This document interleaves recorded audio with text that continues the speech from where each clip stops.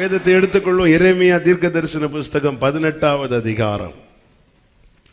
எரேமியா 18வது அதிகாரம், அதனுடைய 5-6 வசனங்களை வாசிக்க கேட்கலாம்.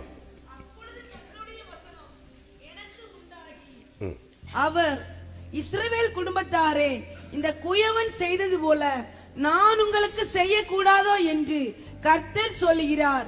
இதோ இஸ்ரவேல் வீட்டாரே, இதோ இஸ்ரவேல் வீட்டாரே, களிமண் குயவன் கையில் இருக்கிறது போல நீங்கள் என் கையில் இருக்கிறீர்கள். கரங்களை உயர்த்தி ஹல்லேலூயா.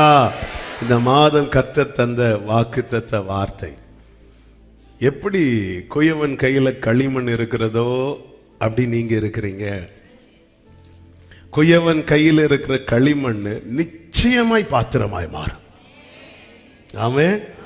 குயவன் கையில களிமண் இருக்குன்னா அந்த களிமண்ணுக்கு ஒரு லைஃப் இருக்குதுன்னு அர்த்தம்.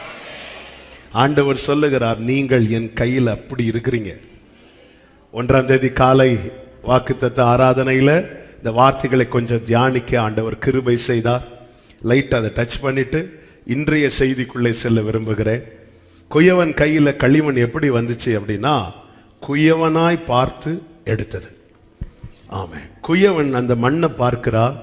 அந்த மண்ணை பார்த்து இந்த மண்ணை என்னால் பாத்திரமாய் மாற்ற முடியும்னு ஒரு நம்பிக்கை இருக்கிறது. அவ்வளவு கான்ஃபிடன்ட். இந்த மண் என் கையில் வந்துச்சுன்னா இந்த மண்ணை என்னால் பாத்திரமாய் மாற்ற முடியும். அப்போ மண்ணுக்கு குயவன் மேல இருந்த நம்பிக்கையினால குயவன் மண்ணை கையில் எடுக்கல, இந்த மண்ணை பாத்திரமாய் மாற்ற முடியும் என்று குயவன் தன்னை குறித்த அந்த நம்பிக்கையில அந்த மண்ணை கையில் எடுக்கிறான். அதே போலதான் நாம் அவரை நம்பினதுனால அல்லது நாம் அவர் மேல இருக்கிற அந்த விசுவாசத்துல வளர்ந்து அவ்வளவு உறுதியா இருந்ததுனால தேவன் நம்மை எடுக்கவில்லை. நமக்கு அவரை யாருன்னே தெரியாம இருந்துச்சு. இதுதான் சத்தியம்.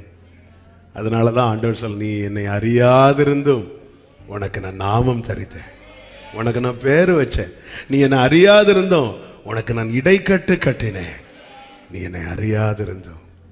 தெரியாது, எல்லாரும் எப்படியெல்லாம் பார்த்திருப்பாங்கல்ல, ஆனா அவர் மட்டும் வந்து ஹல்லேலூயா. ஒரு பாட்டு உண்டுல, நீர் என்னை தேடி வராதிருந்தா நான் என்றோ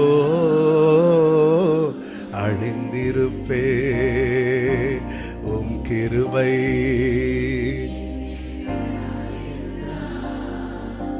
நான் என்றோ மரித்திருப்பே. என் தேவா என் ராஜா உம் கிருபை. ஆமென். என் தேவா என் ராஜா.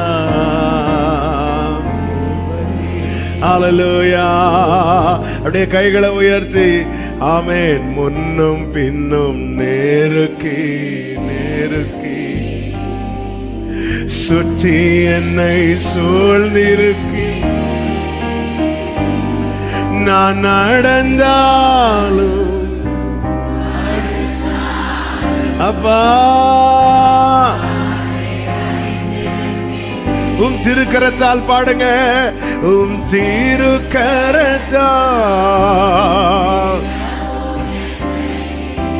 பற்றி பிடித்திருக்கின்ற. நன்றி ராஜான்னு மனதார சொல்லுங்க. நன்றி ராஜா இயேசு ராஜா.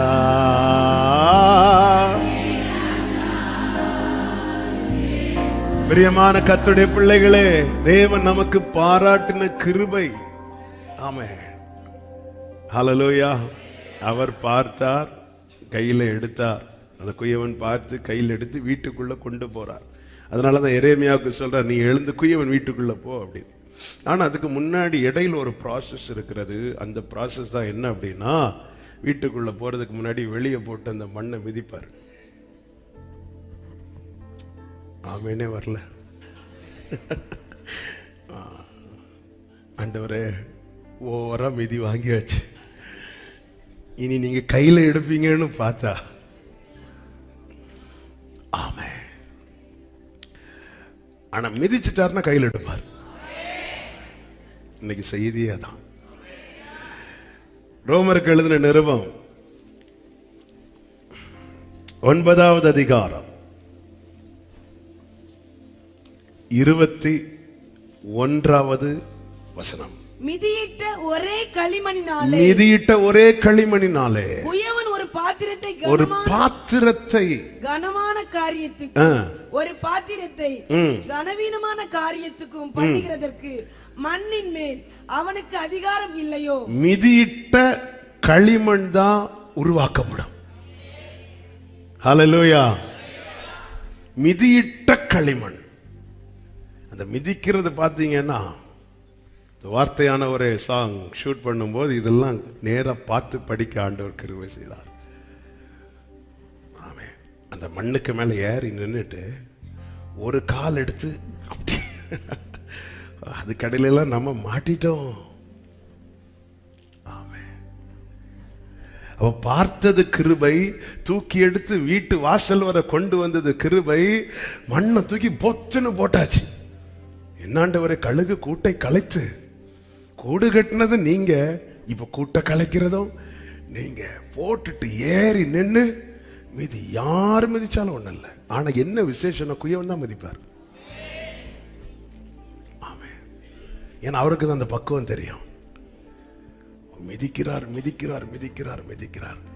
இன்னைக்கு அவர் மிதிக்கிறது எப்படி நான் சொல்ல விரும்பல. கடந்த நாள் தியானிக்கும் போது பல வார்த்தைகளை ஆவியானவர் சிந்தையில கொண்டு வந்தார். அதுல ஒரு வார்த்தை தான் இங்க நல்லா தெரியுது. முதல்ல இந்த மண்ணு எங்கேயோ இருந்துச்சு, அது கிருபையினால கொண்டு வரப்பட்டது. இப்பொழுது குயவன் கையில வருவதற்கு முன்பதாக அது குயவன் காலில் இருக்குது. களிமண் எல்லாம் குயவன் கையில் எடுப்பாரா? இல்லை. ஆனா குயவனால் மிதிக்கப்பட்ட குயவன் பாதத்துக்கு கீழே இருக்கிற மண்ணை அந்த குயவன் கையில எடுப்பார். ஹல்லேலூயா. ஆண்டவர் கேட்கிறார், இத உருவாக்குறதற்கு என் இஷ்டப்படி இதை உண்டு பண்ண எனக்கு உரிமை இல்லையா? அப்ப உரிமை யாருக்கு மேல உரிமை இருக்கிறதோ அவங்களதான். கால் ஆக்ஷன் காட்டினா கேமராக்கு தெரியாது, அதனாலதான் கை காட்டு. உரிமை இல்லையா? ஆண்டவர் அப்படிதான் கேட்கிறார். உரிமை இல்லையா எனக்கு உன் மேல? நீ நினைத்து பார். ஆமென். ஆண்டவரே, இந்த இடத்துலதான் ஆமென், இதை ஏன் இஷ்டப்படி உருவாக்க எனக்கு உரிமை இல்லையா? அப்ப அவர் கையில எடுக்கிறதுக்கு முன்னாடி இந்த களிமண் போதும்னு சொல்றது வர அந்த குயவன் மிதிக்க மாட்டார். குயவனுக்கு போதும்னு தோன்றது வர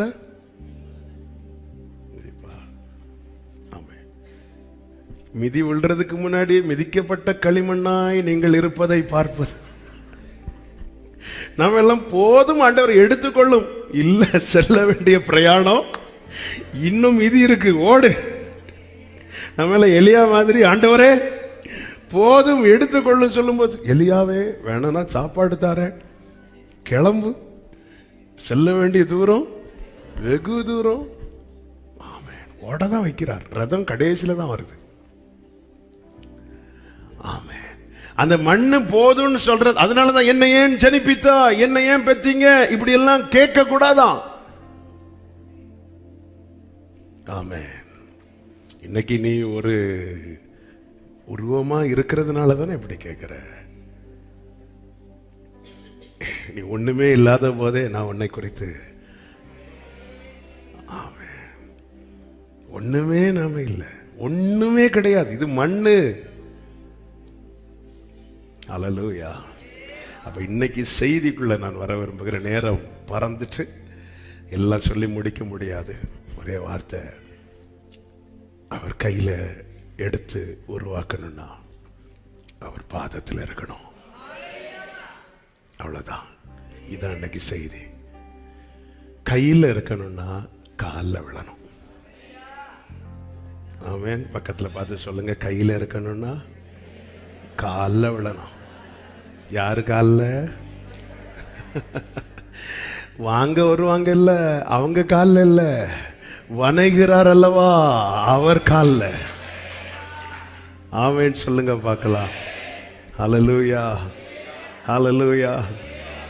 உருவாக்கப்பட்ட பாத்திரத்தை வாங்க வருகிறவர்கள் தெரியாது நம்ம நாளைக்கு பாத்திரமா மாற போற களிமண்ணை தான் மிதிச்சு நின்று விலை பேசிட்டு இருக்கிறோம். சில நேரத்தில் மனுஷரை எங்கள் தலை மேல ஏறி போக பண்ணுகிறேன். அந்த வார்த்தையான ஒரு சாங் ரெக்கார்ட் பண்ணும்போது வெளியே அந்த மண்ணெல்லாம் குவித்து போடப்பட்டிருக்கிறது. இல்லை ரொம்ப ஆச்சரியம். அதில் நாய் படுத்து கிடக்குது, மனுஷங்க அங்கே இங்கேயும் போயிட்டு வராங்க, கோழி ஓடுது அதுக்கு மேலே. அப்போதான் இப்படி தானே என்னெல்லாம் யார் அதை தொடாத, அதை தட்டாத, யாரும் சொல்ல. ஆனால் உருவாக்கப்பட்ட பாத்திரத்தை ரொம்ப சேஃப். அது பக்கத்தில் ஏதாவது நாய் போச்சுன்னா போன்னு விரட்டுறாங்க. அப்போ குயவன் கையில் எடுத்ததுக்கு அப்புறம் தான் உனக்கு ஒரு மதிப்பே கிடைக்குது மண்ணே. அது வரைக்கும் பாருங்க, இந்த கழுத குட்டி எத்தனை நாள் அந்த தெருவில் கட்டப்பட்டிருந்துன்னு தெரியல, ஒருத்தரும் கேட்கல. ஆனா ஆண்டவருக்கு வேணும்னு அதை கட்டவிழ்க்க போனதும் வந்துட்டாங்க 4 பேர். ஏன் இதை கட்டவிழ்க்கிற, ஏன் கட்டவிழ்க்கிற? இன்னும் கட்ட அவிழ்க்கல, ஆனா அவருக்கு வேணும்னு சொன்னதுமே அதோடைய டிமாண்ட் ஏற ஆரம்பிச்சிட்டு. ஹல்லேலூயா, ஹல்லேலூயா.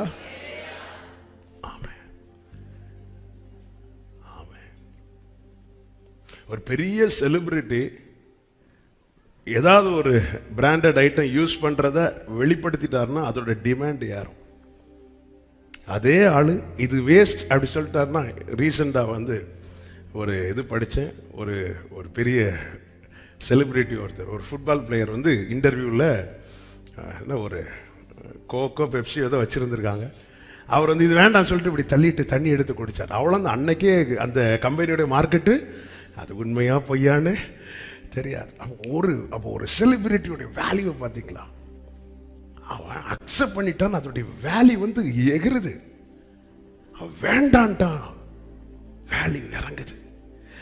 எப்போ யாக்கோப அவனுக்கு தலைக்கு கீழே வச்சு படுக்கிறதுக்கு ஒன்றும் இல்லைனாலும் இவனை நான் சிநேகித்தேன்னு சொன்னாரோ அப்பொழுதே ஏணி வச்சு தூதர்கள் ஏறி இறங்க ஆரம்பிச்சிட்டாங்க. என்னுடைய வேல்யூ எனக்கு தெரியாம இருக்கலாம், ஆனா பரலோகம் என்ன அக்செப்ட் பண்ணாது. என்னுடைய வேல்யூ எகிரிட்டு. ஆண்டவர் சொல்லுகிறார், நீ என் பார்வைக்கு அருமையானபடியால் கனம் பெற்றாய். நீ என் பார்வைக்கு, ஆண்டவர் உனக்கு ஈடானா மனுஷர்களை கொடுப்பேன். என்ன ஆண்டவரே, எங்க வீட்டிலே என்ன வெறுமையா விட்டுட்டாங்க, வெறும் கோளும் கையுமா. உனக்கு ஈடாய் நான் மனுஷர்களை கொடுப்பேன். ஏன்னா உன்னோட வேல்யூ அவ்வளோ பெரிய வேல்யூ. ஏன், நீ என் பார்வைக்கு அருமையானபடியா. இது எப்படி சாத்தியம்? காலையிலிருந்தே பர்சனல் மெடிடேஷன்ல அந்த அன்பை ஆண்டவரே அப்படி சொல்லி சொல்லி, ஆண்டவரே அந்த தீராத நேசம், ஆண்டவர் அது உங்களுக்கு இருக்குது, எனக்கு வரமாட்டேங்குது ஆண்டவர் தான் இன்னைக்கு காலையிலே புலம்பல். உங்க அன்பு என்பது தீராத நேசம், அது போயிட்டே இருக்குது ஆண்டவரே. காலையில் பிள்ளையை கொண்டு ஸ்கூல்ல விட்டு வரும்போதும் இதான் மைண்ட்லயே ஓடிட்டு இருந்துச்சு. எப்படி ஆண்டவர் எப்படி நேசிக்கிறீங்க? இத கிரகிக்க கூட முடியலையே ஆண்டவரே. இத உள்வாங்கி ஒரு லிமிட்டுக்கு மேல உள்வாங்கவும் முடியலையே ஆண்டவரே. நேசத்தால் சோகமானேன் என்பது என்ன தெரியுமா? அந்த நேசத்தை தூக்க முடியல. அந்த நேசத்தை, அந்த நேசம் அப்படி கொட்டுறாரு. ஆண்டவருடைய அன்புக்கு ஈடே கிடையாது. ஆமென், ஹல்லேலூயா. என்னை கொண்டு வந்துட்டார், இனி என்னை மிதிக்கிறது என் நன்மைக்கு தான். ஹல்லேலூயா. என்னை கொண்டு வந்துட்டார். எங்கெல்லாம் இந்த மண்ணை பார்த்து எடுத்திருப்பாரு தெரியாது குயவனுக்கு. வழியில கடந்து எடுத்தா கேட்கறதுக்கு யாரும் இருக்க மாட்டாங்க. ஏதாவது வீட்டுக்கு முன்னாடி இந்த மண்ணை பார்த்துருந்தா எடுத்து இந்த வீட்டு ஓனர்கிட்ட கேட்டிருப்பாரு, சிலட்ட காசும் கொடுத்து வாங்கியிருப்பாரு. நம்மளை கிரயம் கொடுத்து வாங்கி எடுத்து கொண்டு வந்துட்டாரு. என்னாண்டவரை இப்படி கூட்டிட்டு மிதிக்கிறீங்க, இதுக்குன்னு அந்த தெருவிலையே அப்படிலாம் நமக்கு தோணும். இல்லை, குயவன் மிதிக்க மிதிக்க என்னுடைய டர்ன் வருதுன்னு அர்த்தம். ஹல்லேலூயா. என்னுடைய டைம் நெருங்கிட்டுன்னு அர்த்தம். என்ன நெருங்கும்? இப்போ என்ன கையில் எடுக்க போகிறா. கரங்களை தட்டி ஆண்டவருக்கு மகிமை. ஹல்லேலூயா. வார்த்தையானவரே, ஆதியில் இருந்தவரே, எனக்காய். ஆமென். வார்த்தையானவரே. அப்போ இன்னைக்கு காலில் இருக்கிறவங்க கையில் இருப்பாங்க, கையில் இருக்கிறவங்க உருவாக்கப்படுவாங்க. ஆமென். கொய்யவன் கையில் ஒரு மண்ணு போயிட்டுனா அதுக்கு வாழ்வு இருக்குன்னு அர்த்தம். காலில் இருக்கணும், கையில் இருக்க காலில் இருக்கணும். இந்த மனசுல நல்லா வச்சிருக்கேன். அவர் கையில் இருக்கணும், நான் அவர் காலில் இருக்கணும். ஆமென். ரூத் போவாஸ் பாதத்தில் விழுந்து போர்வைய மேல மூடுங்க அப்படின்னா போவாஸ் சொல்றாரு, உனக்கு வேண்டியபடி நான் செய்வேன். அதன் அர்த்தம் என்ன? இனி உன் லைஃப் என் கையில் இருக்கு. ஏன்னா நீ என் காலில் இருந்துட்ட. உனக்கு வேண்டியபடி இனி உனக்கு என்ன செய்யணும் என் கையில் இருக்கு. ரூத் நேர நகம் வீட்டு வந்து சொல்றாங்க, இப்படி இப்படி அவர் சொன்னார். நகம் சொல்லிட்டாரா? நீ சந்தோஷமா வெயிட் பண்ணு. அந்த மனுஷன் இந்த காரியம் செய்து முடிக்கும் முன்னே இளைப்பாற மாட்டான். நம்ம எங்க இருக்கிறோம்? நாம் இருக்க வேண்டியது கர்த்தருடைய கையில். ஆனால் கர்த்தருடைய கையில் இருக்கிற கர்த்தருடைய பாதத்தில் இருப்பது மிக மிக மிக மிக அவசியம். ஆண்டவரே, உம் பாதம் சரணடைந்தே, அடிமை நானை. இன்னைக்கு ஒரு பிரசங்கம் இல்லைங்க, இது ஆவியானவர் பேசின வெளிப்படுத்தின வார்த்தை. வார்த்தை. குயவன் என்ன மிதிக்கிறதுக்கு நான் ஒப்பு கொடுக்கணும். ஆமே. அவருக்கு போதும்னு தெரிஞ்சதும் கையில் எடுத்துருவார். குயவன் ஒரு மண்ணை கையில் எடுத்துட்டார்னா அந்த மண்ணுக்கு மேல அதுக்கப்புறம் மிதிக்கப்படாது, அதுக்கு மேல கால் படாது. அது கையில எடுக்கிறது வரைக்கும் தான். அதனாலதான் 1 பேதுரு 1:6 சொல்லப்பட்டிருக்கிறது, கொஞ்ச காலம் பலவித பாடுகள், கொஞ்ச காலம் கொஞ்ச காலம். ஆமென். பாதத்தில் இருக்க என்ன செய்ய வேண்டும்? யார் அவருடைய பாதத்தில் இருப்பார்கள்? ஒரு 3 வார்த்தைகளை சொல்லி நான் செபிக்க வரும். முதலாவது, லூக்கா சுவிசேஷம் 7வது அதிகாரம் 37-38 வசனங்களிலே இப்படி சொல்லப்பட்டிருக்கிறது. வாசிக்கலாம். அப்பொழுது அந்த ஊரில் இருந்த பாவியாகிய ஒரு ஸ்திரீ அவன் பரிசேயன் வீட்டிலே பந்தி இருக்கிறதை அறிந்து ஒரு பரணியில் பரிமள தைலம் கொண்டு வந்து அவருடைய பாதங்களின் அருகே பின்னாக நின்று அழுது கொண்டு அவருடைய பாதங்களை தன் கண்ணீரினால் நனைத்து தன் தலைமயிரினால் துடைத்து அவருடைய பாதங்களை முத்தம் செய்து பரிமள தைலத்தை பூசினார். நமக்கு தெரியும், சீமோன் என்கிற ஒரு பரிசேயன் இயேசுவை விருந்துக்கு அழைக்கிறான். இயேசுவோடு கூட சீஷர்கள் போகிறார்கள், மற்றும் சிலர் இருக்கிறார்கள். இப்பொழுது அந்த தேசத்தில் பாவியாகிய ஒரு ஸ்திரீ, அவ பாவிதான், கல்லறியப்பட வேண்டியவள், கிருபையினால் காக்கப்பட்டிருக்கிறாள்.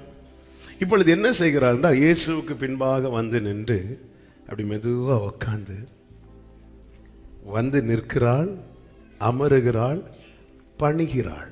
இல்லைன்னா முத்தமிட முடியாது.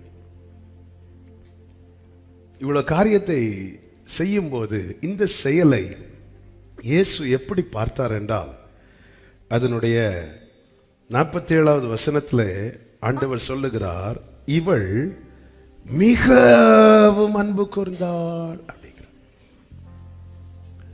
அப்ப யார் தான் பாதத்தில் இருப்பார்கள்? யாருக்கு தான் இருக்க முடியும்னா, யார் மிகவும் அன்பு கூறுகிறார்களோ, நேசிக்கிறவங்கன்னு சொல்லல. இந்த சீமோன் இயேசுவை நேசித்ததுனால தான் கூப்பிட்டான். ஏன்னா அந்த இடத்துல இயேசுவோடு யார்ல நெருக்கமா இருக்காங்களோ அவங்களுக்கும் பிரச்சனை. அப்படிப்பட்ட ஒரு காலகட்டத்தில் நமக்கு தெரியும், நிக்கோதேமு தானே நைட்டு யாருக்கும் தெரியாம இயேசுட்ட வந்து பேசிட்டு போனது. ஏன்னா பேசுறது யாருக்கும் தெரியக்கூடாது. அந்த ஒரு சூழ்நிலையில இயேசுவை எல்லாரும் யாரும் என்ன பார்த்தா என்ன நினைச்சா என்ன அது பரவாயில்லன்னு சொல்லிட்டு விருந்துக்கு அழைக்கிறான்னா இயேசுவை நேசிக்கிறான். ஆனா எப்படி நேசிக்கலன்னா ரொம்ப நேசிக்கல. இயேசுவை பிடிக்கும்னு சொல்றவங்களாம் கை தூக்க சொன்னா நானும் தூக்குவேன், நீங்களும் தூக்குவோம். நம்ம எதுக்கு தூக்கணும்? ரோட்ல போற ஒருத்தவங்கள்ட்ட உங்களுக்கு இயேசுவை பிடிக்குமான்னு கேளுங்க, அவங்க சொல்லுவாங்க எனக்கு ஒன்னதான் பிடிக்காது, எனக்கு இயேசுவை பிடிக்கும்பாங்க. ஆமா அதானே? ஆமா, இயேசுவை யாருக்குங்க பிடிக்காது? இயேசு அன்புனாலே இயேசுதான், கிருபைனால இயேசுதான், தயவுனால இயேசுதான், தெய்வம்னால இயேசுதான். ஹல்லேலூயா, இயேசு. ஆனா இங்க பிரச்சனை என்னன்னா அந்த மிகவும் நேசிக்கிற அனுபவம். இந்த நேசிக்கிறவர்களுக்கும் மிகவும் நேசிக்கிறவர்களுக்கும் என்ன வித்தியாசம்னா, நேசிக்கிறவங்க அன்பை 4 பேருக்கு முன்னாடி காட்ட தயங்குவாங்க. மிகவும் நேசிக்கிறவங்க 4 இல்ல 4000 பேர் இருந்தாலும் அவங்க ஒரு விஷயம் கிடையாது. ஆமென். அதாவது சொல்லுவாங்க, தனியா ஐ லவ் யூ சொல்லுவாங்க, கூட்டத்தில் யாருன்னே தெரியாதுன்னு சொல்லுவாங்க. இதுதான் நேசிக்கிறவங்களுக்கு. தனி ஆண்டவரே உண்மையை நான் நேசிக்கிற ஆண்டவரே, நீர் எனக்கு நான் உமக்கு சொல்லுவோம். கூட்டத்தோட நின்று தெரியாது. இந்த பெரிய பொற்சிலையை நேபுகாத்நேச்சார் உண்டாக்கி வைத்து அதை எல்லாரும் வணங்க சொல்லும் போது மற்றவர்களும் மற்ற யூதர்களும் உண்டு. யூதர்கள் இந்த 3 பேர் மட்டும் கிடையாது, அநேகர் உண்டு. எல்லாரும் கமந்து விழுந்து என்ன சொல்லியிருப்பாங்க? ஆண்டவரே தயவு செய்து மன்னிச்சிருங்க, வேற வழியே இல்லை, என் வெளிப்பிரகாரம் எப்படி இருந்தாலும் என் உள்ள உம்மைதான் நேசிக்கிறது. ஆமென். நம்ம எல்லாம் இப்படி எத்தனை ஜெபத்தை பண்ணியிருப்போம். இந்த மிகவும் நேசிக்கிறவங்க அதை காட்ட தயங்க மாட்டாங்க. நான் நேசிக்கிறேன் என்பது அல்ல, நான் நேசிக்கிறேன் என்றால் 100ல் 1. மிகவும் நேசிக்கிறேன்னா நான் தனியா நிற்கிறேன் அந்த இடத்துல. இவள் பாருங்க சூழ்நிலையை பார்க்கல. ஏன்னா இவளை யாரும் வீட்டில் ஏற்ற மாட்டாங்க. இவள் பாவி என்று எண்ணப்பட்ட ஸ்திரீ அல்ல, பாவியாகிய ஸ்திரீ. அந்த காலத்துல அவ நடந்து போறானாலே காரி துப்பிடுவாங்க, முகத்தை திருப்பிடுவாங்க. அப்படிப்பட்ட சூழ்நிலையில இவ அந்த வீட்டுக்குள்ள போறதுக்கு வாய்ப்பே இல்லை. அடுத்து பாருங்க, சூழ்ந்து இருக்கிற அத்தனை பேரும் தப்பா தான் நினைப்பாங்க. ஆனால் மிகவும் நேசம் என்பது சூழ்நிலை அல்ல, மனிதர்களின் எண்ணங்களை அல்ல, அது மரணத்தை விட வலியது. யார் என்ன நினைச்சா என்ன, யார் என்ன நினைச்சா என்ன, நான் போறேன். ஏன்னா என் மேல பாவம் இல்லாதவன் கல்லறிய கடவன் என்றார். அந்த கூட்டத்திலேயே கல்லறிய தகுதி உள்ளவர் இயேசு மட்டும்தான். ஆமென்.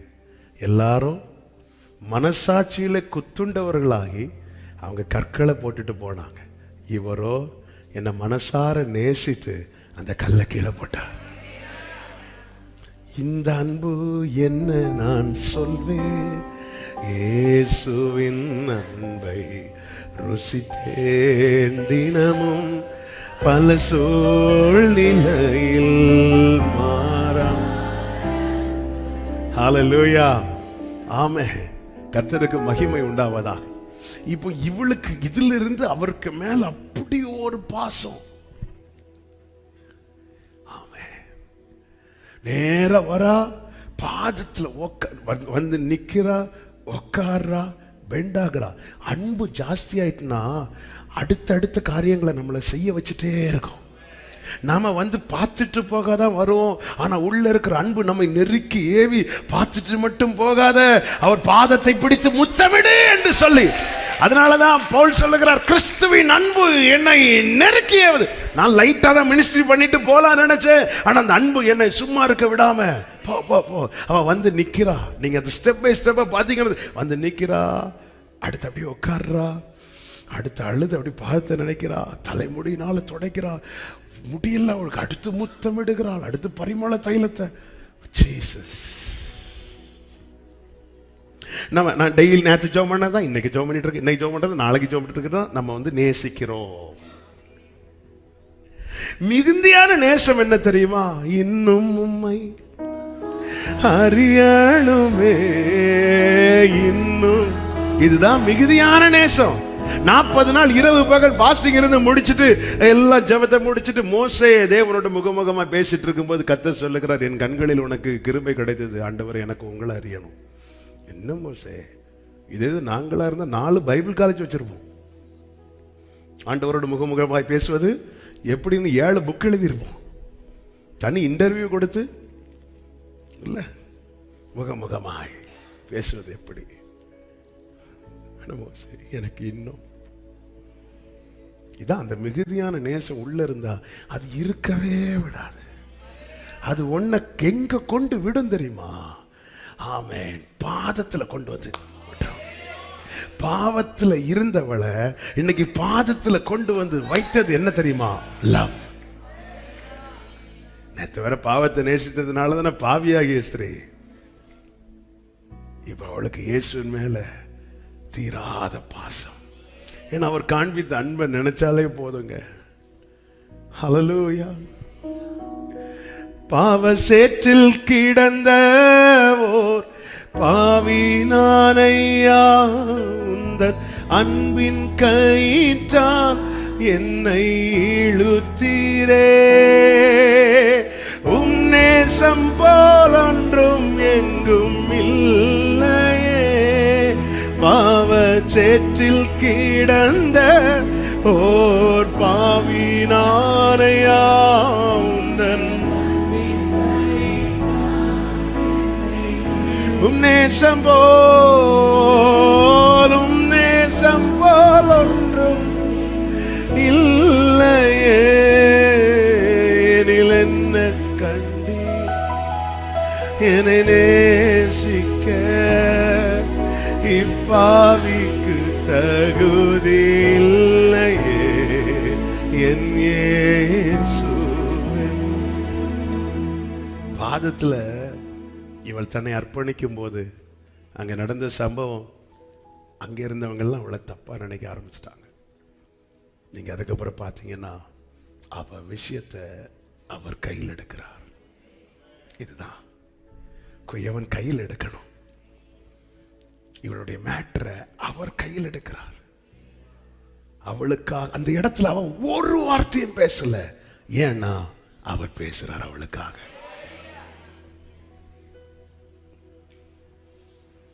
என் விஷயத்தை அவர் கையில் எடுத்தா உருவாகும், வேற யார் கையில் எடுத்தாலும் உடையும்.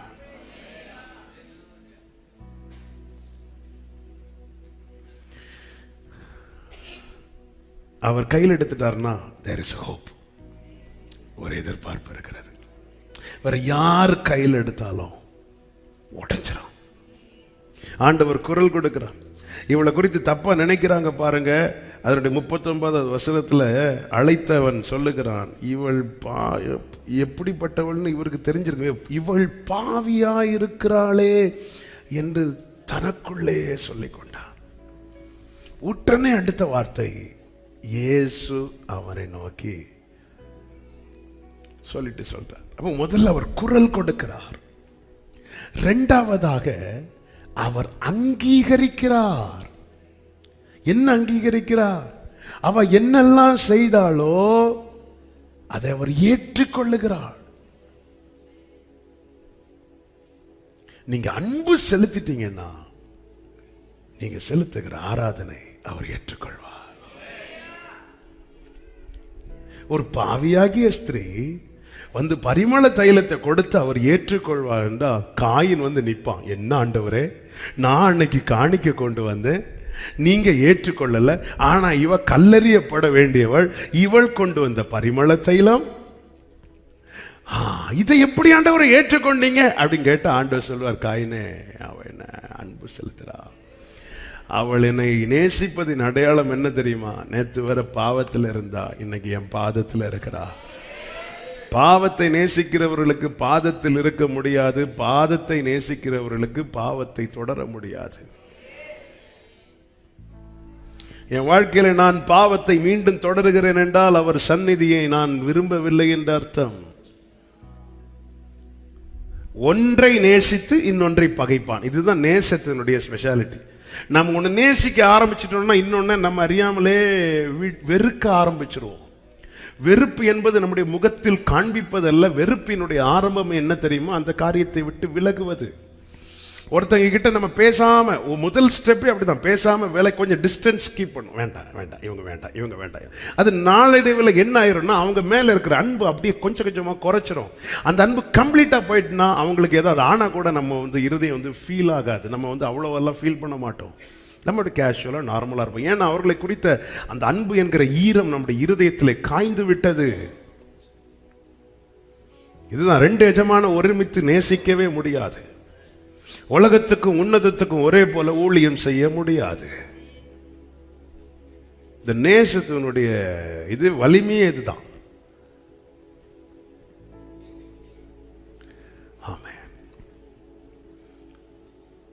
இவள் நேசிக்க ஆரம்பிக்கிறாள். நேசம் இவளை எங்கே கொண்டு வந்து விட்டது என்றால் இயேசுவின் பாதத்தில் கொண்டு வந்து விட்டது.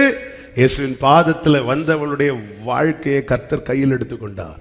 அவருடைய விஷயத்தை அவர் ஹேண்டில் பண்ண, அவர் கையில் எடுத்துட்டார். இப்போ அவர் குரல் கொடுக்கிறார், அவர் அங்கீகரிக்கிறார். அது மாத்திரமல்ல, அந்த கூட்டத்தின் நடுவில் அவர் அவளை எப்படி கனப்படுத்தினார் தெரியுமா?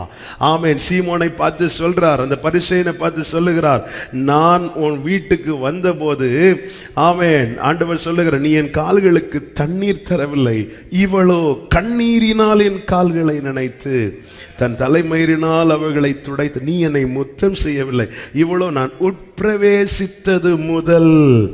ஆமேன். இங்க பாத்தீங்களா, அந்த சீமோன் இவளுடைய பாவத்தை சொல்ல துடித்து கொண்டிருந்த போது இயேசு அவள் காண்பித்த பாசத்தை சொல்லி கொண்டிருக்கிறார்.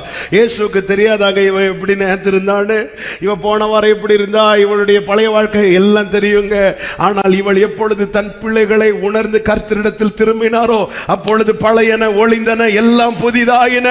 நேசம் மரணத்தை விட வலியது. நீங்க கிறிஸ்துவுக்குள்ள வந்ததுக்கு அப்புறம் ஒருத்தங்க உங்க பாஸ்ட், உங்க பழைய வாழ்க்கை குறித்து பேசுவதை குறித்து ஒரு நாள் நீங்க worry பண்ணாதீங்க. ஆமென். நம்மை மாற்றினவருக்கு தெரியும், நம்மை கண்டெடுத்தவருக்கு தெரியும். பேசுவாங்க, பேசுறதுக்குன்னு சில பரிசேய சீமோன்கள் இருப்பார்கள். ஆமென். அதெல்லாம் ஒண்ணு இவனுக்கு தெரியாதா, இவளுக்கு தெரியாதா, இவங்களுக்கு தெரியாதா, அவங்களுக்கு தெரியாது, பேசட்டுங்க, பேசட்டும். ஆண்டவர் எதை பேசுறாரு பாத்தீங்களா? பாசத்தை. இவ காட்டுன பாசத்தை பேசிட்டு இருக்கிறார். நம்ம எவ்வளவுதான் பாசம் காட்டினாலும் ஒரு சின்ன விஷயத்துல தவறிட்டா மனுஷன் அந்த சின்ன விஷயத்தை தான் பெருசா பேசிட்டு இருப்பான். இதுதாங்க உலகம். 99 நன்மை செஞ்சுட்டு ஒரு காரியம் செய்யாம விடுங்க, அந்த செய்யாம விட்ட காரியத்தை பெருசா பேசி செய்த நன்மைகளை மறக்கிறது தான் இந்த உலகம். ஆனா ஆண்டவரை பாத்தீங்களா, நீ பாசத்தை காண்பிக்க ஆரம்பித்தால், நீ அவர் மேல இருக்கிற நேசத்தை காண்பிக்க ஆரம்பித்தால், அவருடைய வாயில உன்னை குறித்து பேசும்போது இவ எப்படி அன்பு கூறுகிறா பாரு. எவ்வளவு நல்ல தேவன் அவர். அதாவது இன்னைக்கு பிரச்சனை என்னன்னா, தேவைக்காக இயேசு என்கிற நிலையில இன்னைக்கு கிறிஸ்தவம் போயிட்டு இருக்கிறதுனால தான் அவர் மேல அந்த அன்பை காண்பிக்க தவறிவிட்டோம். தேவன் அன்புள்ளவர் என்று 2000 வருஷத்துக்கு முன் இயேசு பிறந்ததுக்கு அப்புறம் தான் தெரியணும் இல்லை, ஆண்டவர் அன்பாகவே இருக்கிறார். ஆனால் ஜனங்க அதை புரியாம போயிட்டாங்க, அதை உள்வாங்காம போனதுனால தான் பழைய ஏற்பாடுல எல்லாம் பார்த்தீங்கன்னா அந்த குறிப்பிட்ட சிலர் மாத்திரம் அதை உள்வாங்கி அவர் ரொம்ப நேசிக்க ஆரம்பித்தாங்க, நெருங்க ஆரம்பித்தாங்க. என்ன பார்த்தா நீ உயிரோடு இருக்க மாட்டேன்னு சொன்னதுக்கு அப்புறம் மோசே பார்க்க துணிகிறான் என்றால் அவர் அன்பானவர் என்று தெரிந்ததுனால தானே. இது தெரியாததுனால தானே ஜனங்கள் சொன்னாங்க, நாங்க வரமாட்டோம், நீங்க போங்க, நீங்க போங்க, நாங்க இங்கேயே நிற்கிறோம், நீங்க கேட்டு சொல்லுங்க. ஐயோ நாங்க கிட்ட வந்தாலே செத்துருவோம். மோசே செத்தாலும் பரவாயில்லன்னு கிட்ட போறான். மோசே செத்தாரா? இல்லை, அவருக்கு தெரியும் அவர் எவ்வளவுக்கு எவ்வளவு பரிசுத்தம் உள்ளவரோ அவ்வளவுக்கு அவ்வளவு அன்புள்ளவர். ஹல்லேலூயா.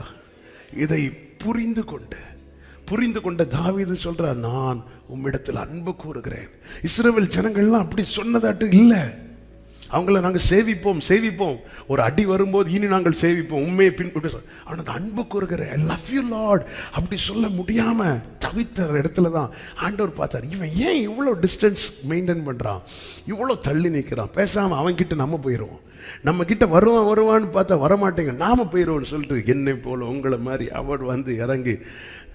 அதன் அடையாளம் என்ன? இவ்வளவாய் உலகத்தில் அன்பை வெளிப்படுத்த வேற யாரை அனுப்பினாலும் வேலைக்காவதுன்னு சொல்லி தம்முடைய சாயல், அது தற்சரூபமாக இருக்கிற ஆண்டவராக இயேசு கிறிஸ்துவை நமக்கு தந்தரளி. அதான் அந்த பிதாவானவருக்கு ஒப்பா இருக்கிறவர். இப்பொழுது ஒருவன் மார்பில் சாய்ந்திருக்கிறான், ஒருவன் சொல்றான் அன்பினை நெருக்கி ஏவதுன்னு, இன்னொருத்தி பாதத்தில் வந்து உட்கார்ந்து இருக்கிறா, ஒருத்தி காலில் இருக்கிறா, ஒருத்தன் மார்பில் இருக்கிறா. ஆமே, பிள்ளைய தூக்கி கர்த்தர் தூக்கி வச்சிரு பிள்ளைகளை தூக்கி எடுக்கிறார். பாருங்க, ஃபுல் அன்பு. இந்த நெருக்கம், ஆண்டவரை நேசிக்கிற அந்த இருதயம் நம்ம எங்க கொண்டு விடும்னா அவர் பாதத்துல கொண்டு வந்து விடும். தேவனுடைய சமூகத்தில் யார் என்ன நினைச்சாலும் பரவாயில்ல, என்ன சொன்னாலும் பரவாயில்லன்னு சொல்லி இவள் எதுல மட்டும் கவனம் செலுத்துகிறாள், என்னை யார் என்ன பார்க்கறாங்க, எப்படி நினைக்கிறாங்க, இப்படி கவனம் செலுத்துறவங்களால தேவனிடத்தில் அன்பு கூறவே முடியாது. அவன் என்ன வேணாலும் நினைக்கட்டும், என்ன வேணாலும் சொல்லட்டும், என் மேல பாவிங்கிற அடையாளத்தையே குத்தட்டும், நான் அவரிடத்தில் அன்பு கூறுவது மாத்திரமே என்னுடைய கவனமா இருக்கும். அவளுடைய விஷயத்தை அவர் கையில் எடுத்துட்டார். அந்த மேட்டர் அப்படியே சால்வ் ஆயிட்டு. எப்படி கனப்படுத்துறாருன்னா, நீ தண்ணி தரல, அவ கண்ணீரே தந்தாள், நீ என்னை முத்தமிடவில்லை, அவள் ஓயாமல் முத்தமிட்டு கொண்டிருக்கிறார். அதாவது சிம்பிளா சொல்லணும்னா, சீமோனே உன்னை விட இவ பெஸ்ட். ஆமே, எப்படி இருக்கும் அந்த சீமோனுக்கு? அவரு சீஷர்களோடு கம்பேர் பண்ணிட்டு இருப்பார். அந்த சீமோன்னா பேதுரு கிடையாது, இது பரிசேயன். ஒருவேளை நான் விருந்து வச்சதுனால இந்த ஏரியாவில் முதல் விருந்து வைத்தது நானாக இருக்கும், சபையில் முதல் விருந்து வைத்தது சிலருக்கு அதில் ஒரு சந்தோஷம். அப்படி விருந்து வைக்கிறவங்க பார்த்துருக்கீங்களா? அப்படி அவங்க அப்படியே நிற்பாங்க, நீங்கள் சாப்பிடுங்க, நீங்கள் சாப்பிடுங்க, நீங்கள் சாப்பிடுங்க அப்படி சொல்லிட்டு அதில் ஒரு சந்தோஷம். முதல் விருந்து வைக்கிறது நானாக இருக்கணும். இயேசுவை கூப்பிட்டு முதல்ல ஆண்டவர் சொல்லிட்டார், இங்கே பாருப்பா எல்லாம் ரைட்டு, ஆனால் உன்னை விட அவள் பெஸ்ட்டுட்டார். அப்போ தேவன் எதுக்கு வேல்யூ பண்ணுறார் பார்த்தீங்களா? அன்பு கூறுவது. நீ ஆண்டவருக்கு என்ன செய்தாய் என்பதல்ல கணக்கில் வருவது, அதுக்குள்ள பலனை அவர் தருவார். ஆனால் நீ ஆண்டவர்கிட்ட எப்படி இருக்கிற? பாதத்தில் விழுந்தவளுடைய விஷயத்தை கர்த்தர் கையில் எடுத்தார். என் மேட்டரை, என் காரியத்தை என் ஆண்டவர் கையில் எடுக்கணும்னா நான் விழ வேண்டியது பேதுரு காலையோ யோவான் காலையோ, இயேசுவினுடைய பாதத்தில். அதற்கு எனக்கு என்ன தேவைன்னா, இதுவரை நேசித்த நேசம் பத்தாது. பக்கத்தில் பார்த்து சொல்லுங்க, நேசம் பத்தாது. ஆமே, ஹல்லேலூயா சொல்றீங்களா? நேசம் பத்தாது, இந்த நேசெல்லாம் பத்தாது. இது நம்மளை கொண்டு வந்து நம்ம நேசெல்லாம் கொண்டு வந்து நிறுத்துறதோட சரி. இது அவளை நிற்க வைக்குது, அவளை உட்கார வைக்குது, அவளை மண்டியிட வைக்குது, அவளை முத்தமிட வைக்குது. இங்கே பாருங்க, இந்த சீமோன் தப்பா நினைச்சிட்டு இருக்கும் போது இவள் முத்தமிட்டு கொண்டிருக்கிறாள். அவன் இவளை எப்படியாவது வார்த்தையினால நினைவினால குத்தலாம் நினைக்கும் போது இவள் முத்தலாம் நினைச்சிட்டு இருக்கிறாள். ஆமே, ஆண்டவர் அவளுடைய விஷயத்தை கையில் எடுத்துட்டாரு. அவளுடைய பாதத்தில் இருக்கிறவனுடைய விஷயத்தை, காரியத்தை கர்த்தர் கையில் எடுப்பார். கர்த்தர் ஒரு விஷயத்தை கையில் எடுத்துட்டாருன்னா அந்த விஷயத்துல ஜெயம் உண்டு. ஆண்டவர் என்ன சொன்னார்? வெள்ளம் போல சத்துரு வரும்போது ஆவியானவர் யுத்தம் பண்ணுவார் என்று வேதம் சொல்லுகிறது. ஆவியானவர் கொடியேற்றுவார் சொல்லியிருக்கா. அதன் அர்த்தம் என்னன்னா, ஆண்டவர் டீல் பண்ணிட்டாருனால ஜெயம் ஃபர்ஸ்டே எழுதப்பட்டாகி விட்டது. ஆமே, ஜெயம் கொடி ஏத்திட்டு தான் அடுத்த அடி. கொடியை கண்டே அசீரியன் என்ன செய்வானா? நடுங்குவானா. கொடிய கண்டே நடுங்குவான். அவர் தான் திரும்ப. அதனாலதான் ஒரு வழியாய் புறப்பட்டு வருகிறவர்கள் 7 வழியாய் ஓடுவார்கள். இன்னொரு வார்த்தை இருக்கிறது, தண்ணீர் உடைந்து ஓடுறது மாதிரி. தண்ணி உடைஞ்சு ஓடுறது எங்க ஓடுதுன்னு தெரியுமா?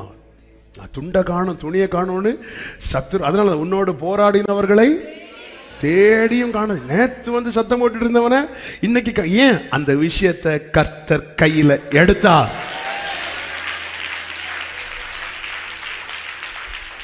ஹல்லேலூயா. நம்முடைய விஷயம் கர்த்தர் கையில் எடுக்கட்டும், கர்த்தர் கையில் எடுக்கட்டும். ஆண்டவரே, பல கேள்விகளுக்கு என்னால பதில் சொல்லி நான் தளர்ந்துட்டேன். ஆண்டவரே, தளர்ந்துட்டேன். இவன் இந்த வீட்டில் வர்றது வரைக்கும் இந்த சத்தம் தான். அங்கே பாரு, அவ போற போற, அவ போற போற, அவ போற போற. எப்ப பாதத்தில் விழுந்தாலோ கர்த்தர் குரல் கொடுக்க ஆரம்பிச்சிட்டார். கர்த்தர் அங்கீகரிக்கிறார். அவர் அத்தனை பேருக்கு முன்னாடி அந்த இடத்துல மட்டும் ஆண்டவர், சே இவன் வந்து என் பாதத்துல இருந்து முத்தமிட்டா இவங்க எல்லாம் என்ன நினைப்பாங்க அப்படி நினைச்சிருப்பாருனா. அப்படி நினைக்காததுனாலதான் ஆமென் நமக்காக அவர் அடிக்கப்பட்டார். இன்னைக்கு அந்த பாதத்தை நம்ம பிடித்துட்டு இருக்கிறோம், அந்த கரத்தை நம்ம பற்றி பிடித்து இருக்கிறோம், அந்த மார்பில் நம்ம சாய்ந்து இருக்கிறோம். அவரும் நினைக்கல, பாத்தீங்களா? யார் என்ன நினைச்சா என்ன, அவளும் நினைக்கல. இதான் மிகவும் அன்பு கூர்ந்தார். அவர் முந்தி அன்பு கூர்ந்தார். அந்த அன்பை உள்வாங்கி நாமும் அன்பு கூறும்போது இந்த நேசம் ரொம்ப முக்கியம். இன்னைக்கு காலையிலேருந்து இந்த நேசத்தை குறித்த தாக்கம் அதிகம் பிடித்ததுனால தான் இந்த ஒரு பாயிண்டே இழுத்துட்டு இருக்குன்னு நினைக்கிறேன். என் விஷயத்தை கர்த்தர் கையில் எடுப்பாராக.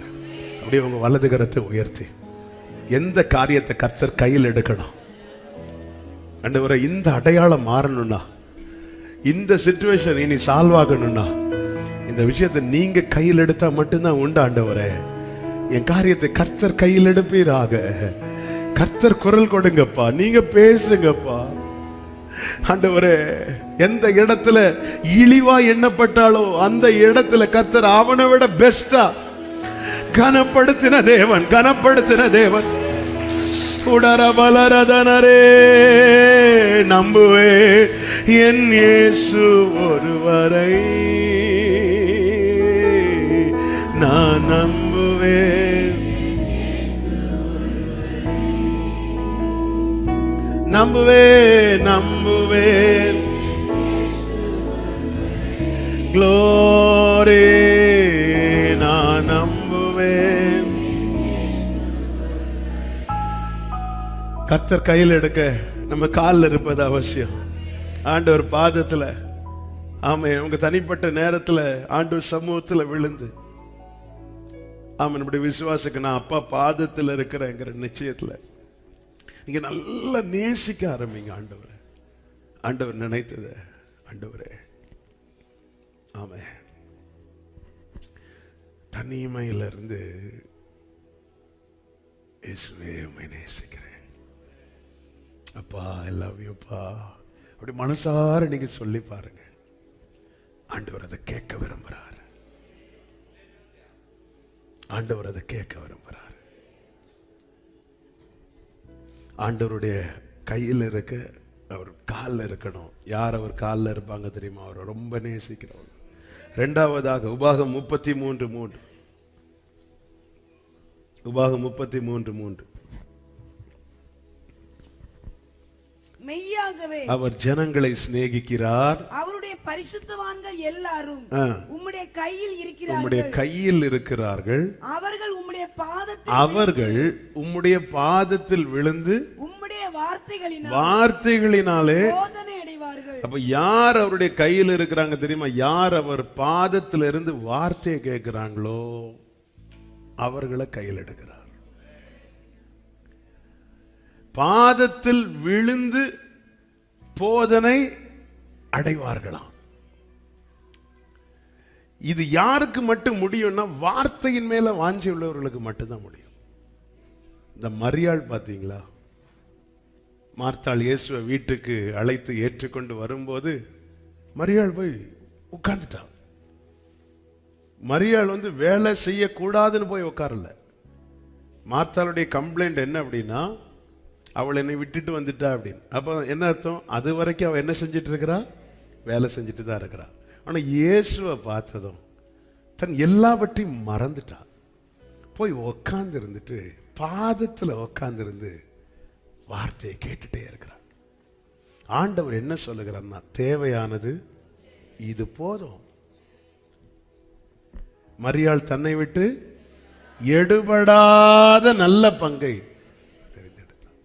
பாதத்தில் உக்காந்து வார்த்தையின் மேல வாஞ்சி உள்ளவர்களா இருக்கணும்.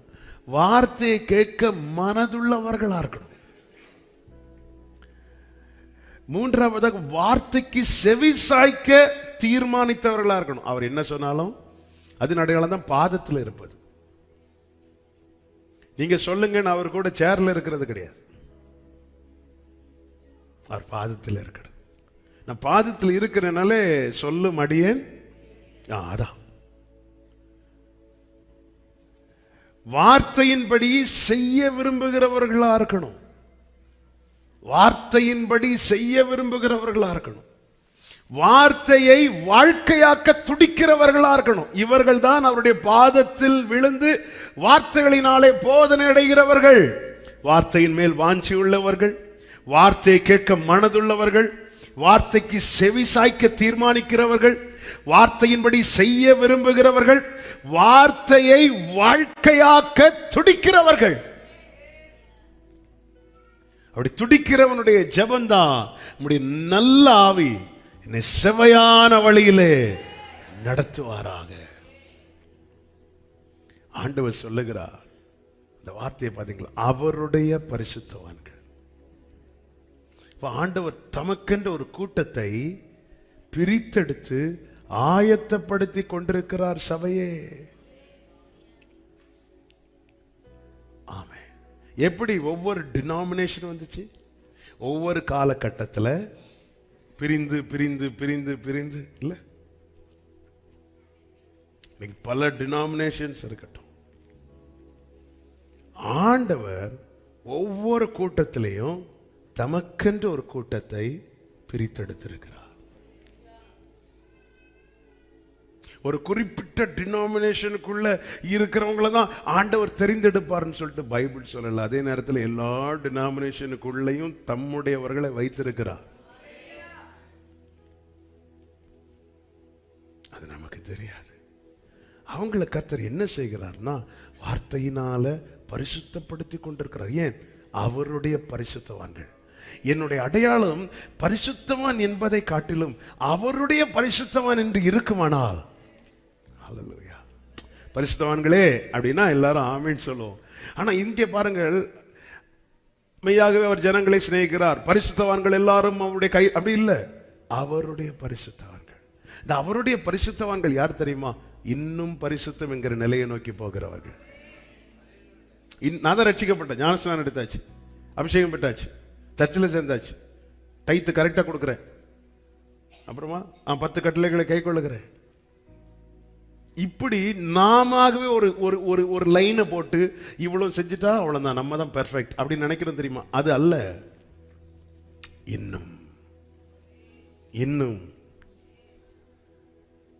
யோபு சொல்றார், நான் நீதிமானா இருந்தாலும் நான் அவர்கிட்ட இரக்கத்துக்காக கெஞ்சுவேன். இதுதான் அந்த இன்னும் என்கிற நிலை. நான் நீதிமானா இருந்தாலும் நான் இரக்கத்துக்காக கெஞ்சுவேன். ஏன்னா என்னுடைய நீதி எல்லாம் அவருக்கு முன்னாடி அழுக்கான கந்தை. அதான் அவருடைய. அவங்க என்ன செய்வாங்கன்னா, நான் கேட்காத பிரசங்கமா சிலர்லாம் சொல்லுவாங்க, நாங்க நிறைய பிரசங்கம் கேட்டாச்சு, இயேசுவே பரிசுத்தப்படுத்துங்கப்பா. நான் கேட்காத பிரசங்கமா, நான் படிக்காத பைபிளா? எத்தனை பைபிள் படிச்சு முடிச்சிருக்கிறேன் தெரியுமா? ஆமே, அத்தனை பைபிள் படிச்சு முடிச்சதுக்கு ஒரு வசனம் கூட உங்க வாழ்க்கையில இல்லையே. ஒரு வசனம் கூட வாழ்க்கை. நம்மை தேவன் நிருபங்களாய் வைத்திருக்கிறார். என்னை காண்போர் உம்மை காண அன்னைக்கு ஒருத்தர் சொன்னார், நான் பரலோகத்துக்கு போயிருவேன், என் மனைவி பிள்ளைங்க வர்றதுதான் டவுட்டா இருக்கு. எனக்கு அப்பவே அவரை குறித்து டவுட், ரொம்ப பாரம். ஆண்டவரே, இந்த ஆத்மாவை எப்படியாவது காப்பாத்திருங்க ஆண்டவரே. நான் போயிருவேன், ஆனா எனக்கு மனைவி பிள்ளைகளை குறித்து தான் கொஞ்சம் டவுட்டா இருக்கு. எனக்கு அப்பவே கன்ஃபார்ம் ஆயிட்டு இவர் இப்போ போறதுக்கு. சிலருக்கு எண்ணங்கள் அப்படி, நான் போயிருவேன் நீ எப்படி, நான் போன போற நீ என்ன செய்வ, ரொம்ப நல்லா இருக்கு. இல்ல, அவருடைய பரிசுத்தவான்கள் என்ன செய்வாங்கன்னா, எல்லாம் தெரியும் நிமிர்ந்திருக்க மாட்டாங்க, அவருடைய பாதத்தில் விழுந்து, ஆண்டவரே பேசுங்கப்பா, நீர் பேசாவிட்டால் நான் உடைந்து போவேன், ஒரு குலைந்து போவேன், நீர் பேசாவிட்டால் நான் உடைந்து போவேன். ஆமென். என் கூட டெய்லி, பிரியமானவர்களே, இது டெய்லி வேணும். பேசுங்கப்பா. நம்ம எல்லாம் இந்த ஒரு வாக்கு தத்தத்தோட ஸ்டாப் பண்ணிடுறோம் ஆண்டவரோட உள்ள கான்வர்சேஷன்ல. ஆண்டவர் பேசும்போது நான் உன்னை வாளாக்காமல் தலையாக்க வேண்டும் ஆமீன் சொல்லிட்டு இல்லை ஆண்டவரே, எப்படி இதுக்கு நான் என்ன செய்யணும் ஆண்டவரே, இதுக்கு நான் எந்த ட்ராக்ல ஓடணும் ஆண்டவரே? அதான் ஆலோசனை. எனக்கு ஆலோசனை தந்த கர்த்தரை நான் துதிப்பேன். அவருடைய ஆலோசனைக்கு நம்மை, அதனால நான் உனக்கு போதித்து நீ நடக்க வேண்டிய வழி உனக்கு காட்டுவேன், உன்மேல் என் கண்ணை வைத்து. அந்த ஆலோசனை வேணுங்க. அப்போதான் நான் வலது புறம் இடது புறம் சாயும் போது வழி இதுவே வழி இதுவேன்னு சொல்றது வாக்குத்தத்தம் கிடையாது, ஆலோசனை. காணான் வாக்குத்தத்தம். ஆனா வழி இதுவேங்கிற சத்தம் கேட்டு நடக்கிறவங்களுக்கு தான் அந்த காணான். எல்லாரும் அந்த காணான் கேட்டதோட ஸ்டாப் பண்ணிட்டாங்க. அடுத்து வழி இதுவேன்னு தெரியாததுனால அவங்களா ஒவ்வொரு வழியை பார்த்து போக ஆரம்பிக்கிறாங்க. ஆனால் வழி இதுவே, அது மேகத்து கீழே இருக்கிறவங்களுக்கு தெரியும். யோசுவா காலை கஷ்டம் பார்க்காம மேகத்து கீழே இருந்தாங்க, நேராக சுதந்திரித்தாங்க. இன்னைக்கு எல்லாருக்கும் காணான்னு கேட்க வாஞ்சே இருக்கு, ஆனால் வழி இதுவேன்னு கேட்கறது பிடிக்காது. என்ன எப்போ பார்த்தாலும் ஒரே அட்வைஸ், ஒரே அட்வைஸாக இருக்கு. இல்லை, வழி இதுவேங்கிற சத்தம் என் காதில் கேட்கலைன்னா வாக்கு தத்தம் எனக்கு தூரமாகவே இருக்கும். வழி இதுவேங்கிற சத்தம் கேட்டு நான் நடந்தால் வாக்கு தத்தம் என் கையில் இருக்கும். கேட்கணும் கேட்கணும். நான் அவர் கையில் இருக்க அவர் பாதத்தில் விழுந்து. மோசே பாருங்க, ஆண்டவர் ஒரு முகமுகமாய் பேசுகிறவன். ஒரு 5 நிமிஷம் கூட எடுத்துக்கிறேன், டைம் ஆயிட்டு குயிக்கா முடிச்சிடறேன். முகமுகமாய் பேசுகிறவன் மோசே. அப்படி பேசின மோசையே கர்த்தாவே உங்களை பார்க்கணும் சொல்லும்போது கர்த்தர் அவனுக்குன்னு கொஞ்சம் கண்டிஷன் வைக்கிறார். யாத்திராக 34வது அதிகாரத்தில் பார்த்தீங்கன்னா தெரியும். நீ ஆயத்தமாக விடியற் காலத்தில் ஆயத்தமாக இப்படி வா அப்படி வான்னு சொல்லி அவரை பார்க்கும் வண்ணமாய் அவ்வளவு ஆயத்தப்படுத்தி கண்மலையில கொண்டு போய் நிறுத்தினதுக்கு அப்புறமும் கர்த்தருடைய பிரசன்னத்துக்கு முன்பதாக வேதம் சொல்லுகிறது 8வது வசனம், மோசே தீவிரமாய் தரை மட்டும் குனிந்து பணிந்து கொண்டான். இவன் தாங்க கற்றுக்கொள்ளுகிறவன், இவன் தாங்க வளருகிறவன், இவன் தாங்க இன்னும் பரிசுத்தம் என்கிற நிலையை நோக்கி பயணிக்கிறவன். அவருடைய பரிசுத்தவான்கள் அவர் கையில் இருக்கிறார்கள். ஹல்லேலூயா, ஹல்லேலூயா. காலில் இருக்கிற மண்ணு கையில் வரும், அவர் பாதத்தில் இருக்கிறவங்க அவர் கையில் இருப்பாங்க. உன்னத பாட்டின் புஸ்தகம் 2வது அதிகாரம் 3வது வசனத்தில் காட்டு மரங்களுக்குள்ளே சூனேமியாள் இப்படி சொல்றாங்க, அது நிழலிலே வாஞ்சையாய் உட்காருகிறேன், நான் வாஞ்சையா உட்கார்றேன், அதன் கனி என் வாய்க்கு மதுரமா. இந்த வார்த்தைய டேஸ்ட் பண்ணணும்னு நினைக்கிறவங்க தான் உட்காருவாங்க. இன்னும் வேணும், இன்னும் வேணும். எப்பொழுது அவள் பாதத்தில் வாஞ்சையாய் வார்த்தைக்காய் உட்காருகிறாளோ, அடுத்த வசனத்தில் சொல்லப்பட்டிருக்கிறது, அவர் என்ன விருந்து சாலைக்குள்ள அடைத்து கொண்டு போனார், என் மேல் பறந்த அவருடைய கொடி நேசமே. 5வது வசனத்தில் அவர் இடது கை என் தலை கீழ். 6வது வசனம் வலக்கரத்தாலே. அப்படியே பாத்தீங்களா, பாதத்தில் உட்கார்ந்து இருக்கிறவளை 2 கையால அணைத்து கொள்ளுகிறார். அவர் கையில் எடுத்துட்டார்னா அவருடைய கிளைமேக்ஸ் என்ன தெரியுமா?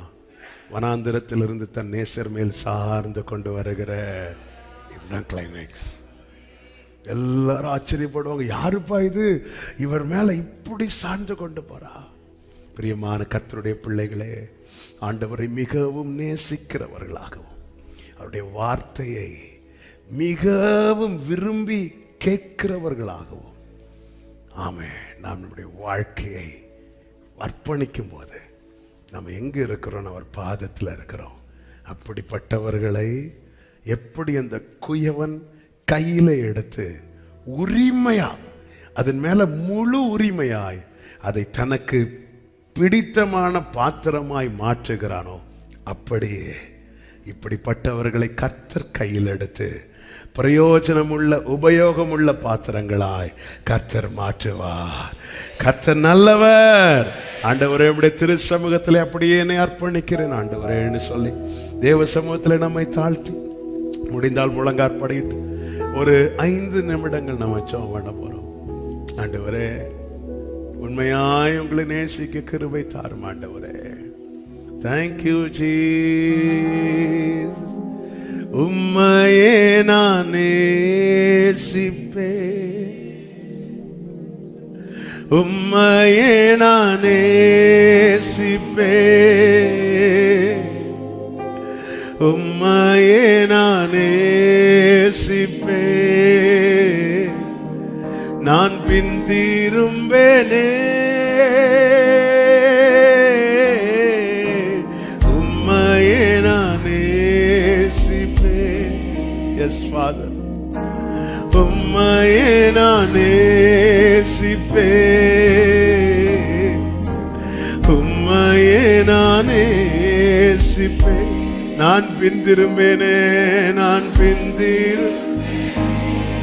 ரெண்டு கரங்களை உயர்த்தி உம் சந்நிதியில் முழங்காலில் நின்று உம் பாதையில் நான் நடந்திட்டால் என்ன துன்பமே வந்தாலோ நான் பின் திரும்பேனே, உம் சந்நிதியில் ரெமலே கமரா சதனரே.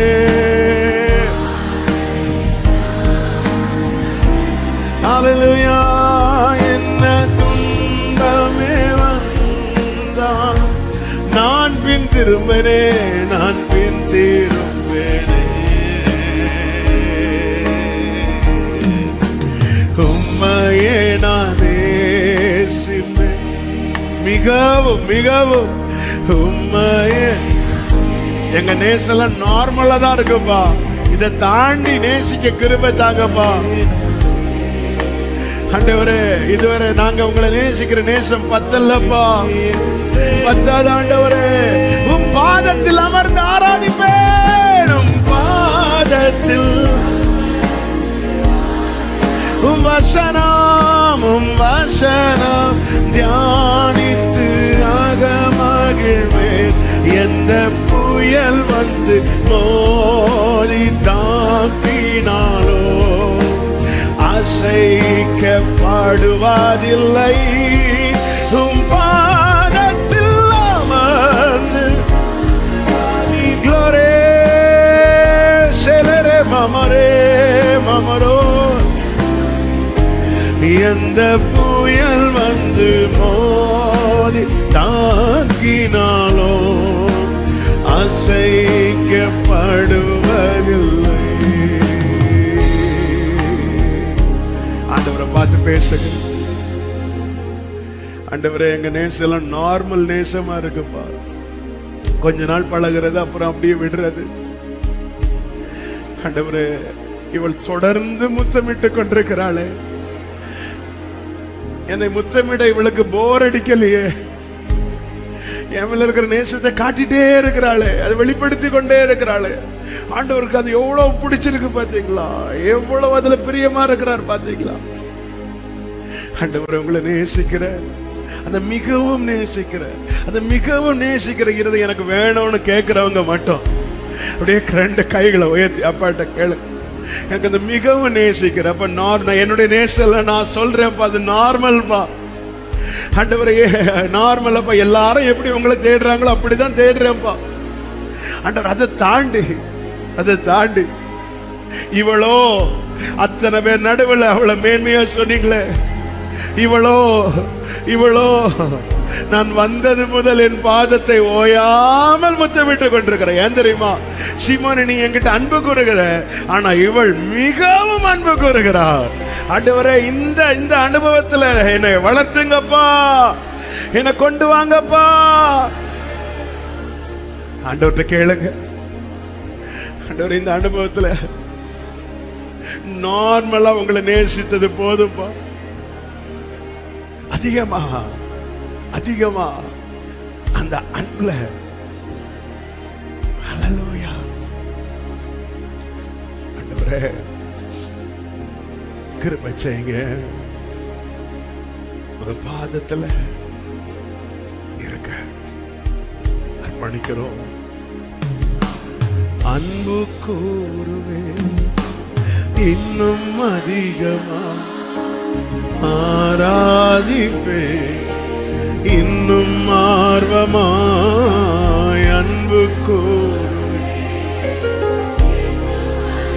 ஆராதிப்பே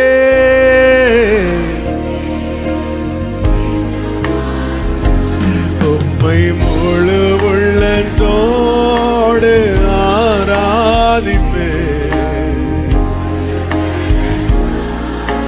அன்பு கூறுவேன் ஆராதனை ஆராதனை ஆராதனை ஆராதனை.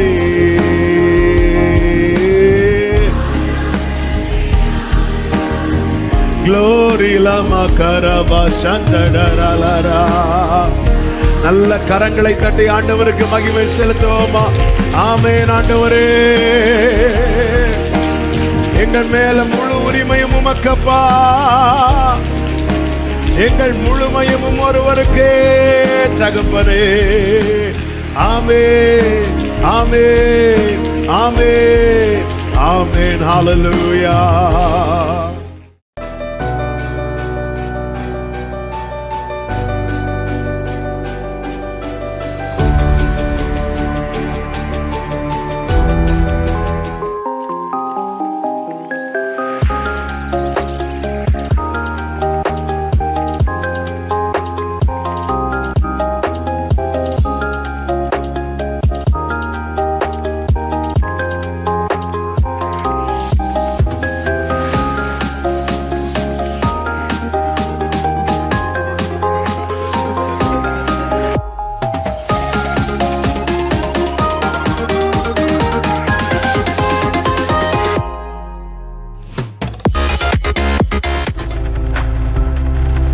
நீங்கள் பார்த்துக் கொண்டிருப்பது உங்கள் ஜாய் டிவி. உங்கள் துக்கம் சந்தோஷமாய் மாறும்.